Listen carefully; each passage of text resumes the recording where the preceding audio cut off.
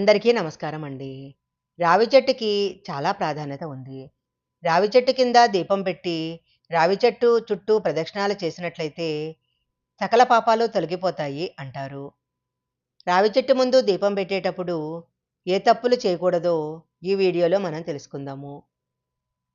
సనాతన ధర్మంలో దేవతల ఆరాధనతో పాటు ప్రకృతి ఆరాధన కూడా చేస్తూ ఉంటారు. ప్రకృతిలో అనేక మొక్కలను, చెట్లను భగవంతుని రూపాలుగా పూజించటం జరుగుతుంది. పవిత్రమైన వృక్షాలుగా చెప్పబడే వాటిలో రావి చెట్టు చాలా ప్రాధాన్యత కలిగి ఉంది. రావి చెట్టులో సకల దేవతలు కొలువై ఉంటారని సకల శాస్త్రాలు చెప్తున్నాయి. రావి ఆకుల్లో కాస్మిక్ శక్తి ఉంటుందని సైన్స్ కూడా చెప్తుంది. అత్యధికమైన ఆక్సిజన్ అందించే వృక్షము రావి చెట్టని, కాలుష్యాన్ని సైతం తీసుకొని ప్రకృతికి అవసరమైన ఆక్సిజన్ ఇస్తుందని శాస్త్రవేత్తలు చెప్పటం జరిగింది. నిజమైన భక్తితో రావి చెట్టును పూజించి దీపం వెలిగించిన భక్తులు అన్ని కష్టాల నుంచి కూడా బయటపడతారు. అయితే రావి చెట్టు కింద దీపం వెలిగించటానికి కొన్ని నియమాలున్నాయి. ఆ నియమాలను పాటించకుండా దీపం వెలిగించినట్లయితే అనేక చెడు ఫలితాలను ఎదుర్కోవలసి వస్తుంది. రావి చెట్టు కింద దీపం వెలిగించాలనుకున్నప్పుడు ఉదయము, సాయంత్రము రావి చెట్టు కింద దీపం వెలిగించటం మంచిది. ఈ సమయంలో ఎవరైతే రావి చెట్టు కింద దీపం వెలిగిస్తారో వాళ్ళ కోరుకున్న కోరికలు తప్పకుండా నెరవేరుతాయి.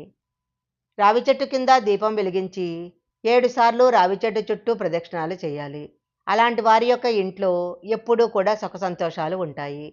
శనిదేవుని అనుగ్రహం కూడా లభిస్తుంది. రావి చెట్టు కింద దీపం వెలిగించి రావి చెట్టు చుట్టూ ప్రదక్షిణాలు చేసినట్లయితే శనిగ్రహ దోషాల నుంచి బయటపడవచ్చు. రాత్రి సమయంలో ఎప్పుడూ రావి చెట్టు కింద దీపం వెలిగించకూడదు. ఆ సమయంలో దీపం వెలిగించినట్లయితే అనేక దుష్ఫలితాలు కలుగుతాయి.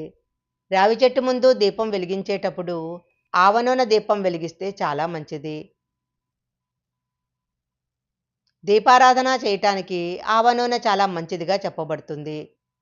శనివారము రావి చెట్టు ముందు దీపం వెలిగించటానికి చాలా మంచిది.